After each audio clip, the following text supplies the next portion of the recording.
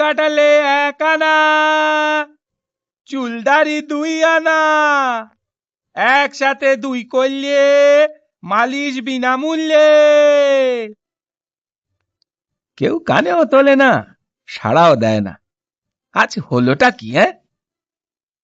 চুল কাটালে 1 আনা, চুলদাড়ি 2 আনা, একসাথে 2 করলে মালিশ বিনামূল্যে।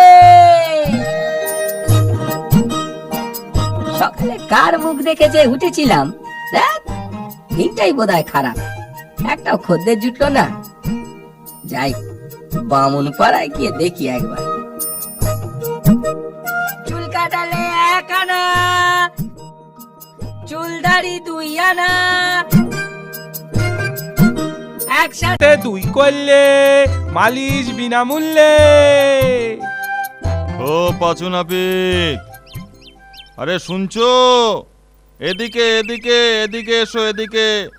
আরে শুনছো ও পাঁচু নাপিত? হ্যাঁ হ্যাঁ হ্যাঁ, বলুন বলুন বামুন ঠাকুর, কি করতে হবে? বেশি কিছু করার দরকার নেই বাপু, শুধু টিকিটা রেখে মাথাটা একবার কামিয়ে দাও তো বাপু। আমার হাতের কাজ একেবারে পাকা, কিচ্ছুটি চিন্তে করতে হবে না। চলো ভেতরের উঠানে যাই। আহাহা, সাবধানে পাঁচু, সাবধানে।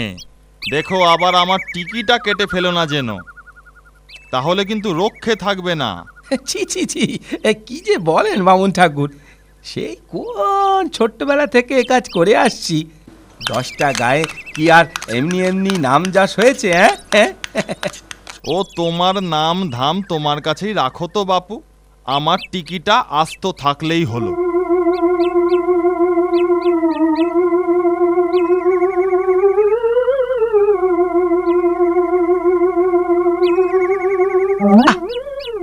মল্ল যা, এই বিটকেল মাছিটা তো বড় জ্বালাচ্ছে। যা যা। আরে ও কি করছো পাঁচু? আরে কেটে যাবে যে।